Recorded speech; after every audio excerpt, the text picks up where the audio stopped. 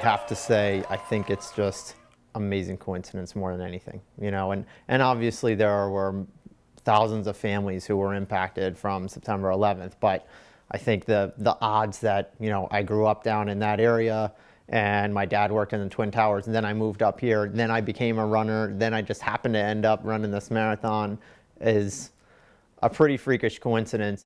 What happened on September 11th was, was a Tuesday morning. I was a college student at the time, and a friend of mine actually called me and woke me up because I was sleeping in. I had a late class that day, and he said, "Hey, you're not going to believe what's going on. Turn on the TV."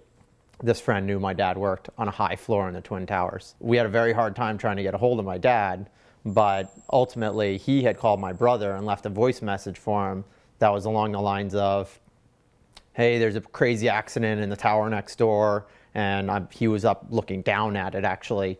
And he said, "But everything is okay here. Well, back to work." He didn't leave, and we never heard anything else from him. That morning, everyone was trying to communicate with one another, and all the cell phone lines were jammed. And that exact same thing was happening in Boston. Both last year and this year, I ran as an unregistered runner. It was fun for me because I was working with my friends and, sort of doing them a service, and I really enjoyed the experience because it's a great course, it's a great crowd. The pace that I was running at with my friends, though, put me 3 miles away, sort of out of harm's way. And ultimately, we got to a half mile from the finish line, and everybody just completely stopped. And it was very confusing because that's, unprecedented. So yeah, we were watching it. We saw the elite runners run and finish, and I turned the TV off, and I had just put him down for a nap, and I turned the TV on to see that there was a bombing, and I had no idea where my husband was in the run. So my phone was bombarded with messages from his family, both in Arizona and Jersey, and it froze. So I never got to hear that he was okay. So for 15 minutes, I was in panic mode, and I actually had a panic attack with my mother on the phone because I had no idea where he was, and his family was, I swear, reliving 9/11. It's sort of a strange thing that having gone through that experience on September 11th and, the weeks following it, it wasn't so much a one-day event. There was so much to it. I've sort of developed a little bit of natural stress management, and I think that really helped me that day. Some people were upset.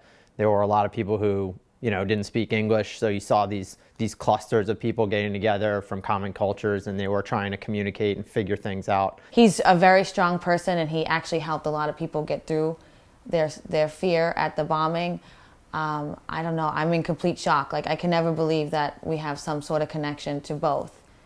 Granted, the end result for the marathon was a lot better than 9/11. They got to hear Pete's voice again and see him, and that's all I wanted. I just wanted him home, and everyone was like, he's fine. I said, I just want him home. I just want to hug my husband and know that he's okay, because they never got to have that with their dad. You know what? I'm going to be running the Boston Marathon in April, and it's going to be amazing. And 2 days ago, I qualified. So registration just opened up, and my slot for registration won't be until next week. But if it doesn't fill up beforehand, I'll be at my computer at 10 a.m. Monday morning, and then I'll have a number, which is a big accomplishment as a runner. And I'll be very proud to have that number, and I'll be thinking of the people who were injured and lost in April, and of course my dad from 12 years ago now.